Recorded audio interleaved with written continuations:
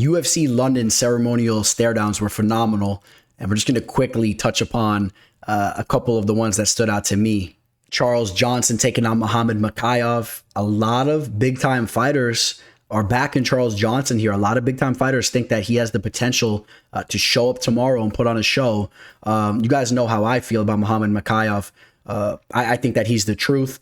One of the most decorated amateur fighters to ever come in to the pro side of things. And now he's 6-0 as a pro. The spectacular UFC debut, landing that flying knee, finishing the fight so quickly. I mean, the guy is just the truth. You know he's going to show up tomorrow. There's no octagon jitters. There's no butterflies with a guy like Mokaev. If you didn't know about the beef, Mokaev posted a picture with an AK-47 and was trying to ruffle up Charles Johnson a little bit. Charles Johnson coming out with one of the freshest horseshoe haircuts you'll ever see. Got the design in the back. It's dyed a little bit green. He's a guy that has a lot of confidence himself.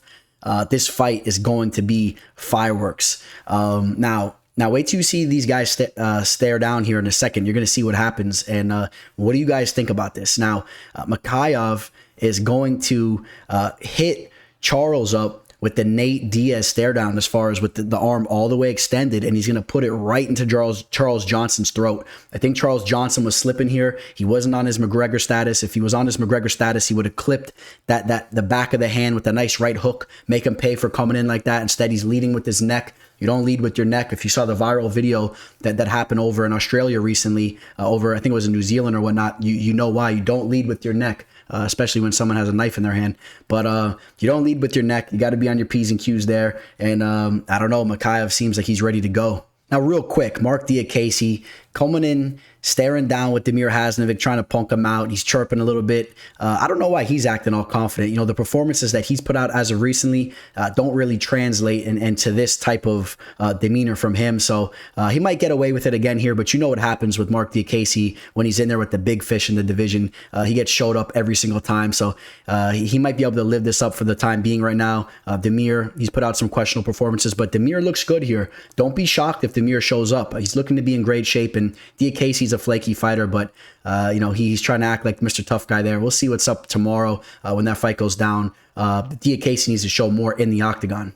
Now we're going to be going back to back here. Two stare downs that I really enjoyed watching. Of course, Paul Craig and Volkanovski. Anytime Paul Craig's involved in a stare down, it's amazing to watch. He comes out with the Braveheart paint. He literally looks like he's about ready to go to war there on the stage. He's ready to pull out a sword and just go at it.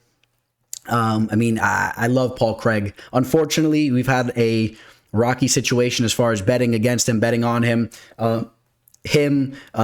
Destroying bets that I put, official plays, getting me real good, and then other times backing him and him not coming through. You know, it's been a weird situation with Paul Craig, but at the end of the day, I love watching the guy fight, and I expect nothing less than him coming out tomorrow and at least going out on his shield or showing up and getting the W. I mean, the guy is just a warrior, like I said. Volkan Ozdemir, I give him the striking advantage. If Volkan can keep this fight on the feet, I expect potential for a knockout. And look at Paul Craig here. Paul Craig getting right in his face, rubbing some of that blue paint on his nose right against Volkan's nose. Volkan has a little bit of a look like, damn, this guy really wants it. This guy is really coming for me. He's starting to hit that realization that he's out there and he's on enemy turf. To an extent. I know this fight's not in Scotland, but to an extent, you know who they're rooting for out there. And then we jump right into the Molly McCann versus Hannah Goldie fight. You guys know I'm pumped up for this one too. Molly McCann, she's always a ball of energy. Hannah Goldie, a little quiet, a little timid. You guys know how she is. We've had her on the show, and she's gonna have the realization as well that she's in for a long night based on the fact that the crowd's going to be in her ear. Maybe a little bit of beer spills upon her Goldilocks there as she's coming out. And Molly McCann's just a savage. And you're going to see Molly McCann here just showing everybody that she's ready to throw down. And you already know she is. Look at her jumping off the stage, swinging fists out there. What else we got here? Gustafsson. Well, we'll touch upon Gustafsson real quick. You know, a legend makes his return. Excuse me there. Just real quick before we get into the big one. Krylov, looking to be very confident, looking to be in great shape. He has some respect for Gustafsson, but Gustafsson needs to show up and show us something that he's anything of what he used to be. But respect given there. And then we go into one of the better stare downs on the card. You already know what's about to happen. Paddy Pimblett versus Jordan Levett. Now, I was a little disappointed that Jordan Levett didn't come out clapping his cheeks and booty dancing. He should have been coming in reverse as he came out, clapping his cheeks and getting the crowd going. But at least he gave us a little something. He's going to give us a little twirl here as he steps up the stairs, which is better than nothing.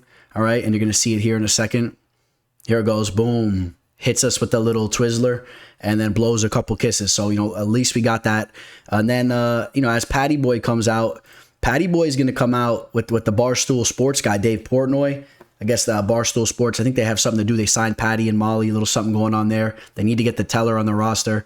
But coming out with the blonde wig. And we're going to see something really interesting here in a second. Patty's going to come out. It's going to look like we're going to have a little bit of a letdown as far as them not really getting in each other's face. It seems like it's just, a low-key stare down. But you're going to see Patty do something very slick here in a second as you see the spaghetti strings dangling from his rock. Hits him with the pump fake on the shake. All right, excellent. And look at the disappointment in Levett's face here. Look at that. Oh, and he tries to hit him with the little ballet pose, just trying to get something back, but he knows it's too late. He lost the battle here, and there Pimlet goes, getting everybody crunk. And what else we got? I think that's about it. I mean, I'm not gonna. Yeah, then we have two strictly business types of stare downs. Nothing but respect. You guys know I'm just as pumped up for the co-main and main event fights as any, but more of just straight business and respect given between the two men. But if you can get pumped up for anything, I guess you got to be pumped up to see Curtis Blades, the beast, come out as he looks to give Tom Aspinall his biggest test to date, and Tom Aspinall just oozing with potential. This guy might be the biggest star in combat sports representing the UK in the very near future. So I'm pumped up. You see Bisping, a former UFC fighter that represented the region. Now, of course, he still represents it to an extent, but not as an active fighter. Tom Aspinall looks to take over those reins as the man over there, and I'm excited for that main event. All right, so let's go. Remember, fights kicking off early tomorrow as far as it goes in the U.S. Fights starting early. I believe prelims start at noon. I'm pumped up. I'm ready to make some money. We got 3 official plays locked in. Let's go. Welcome to the show. This is the MMA fortune teller. Yeah.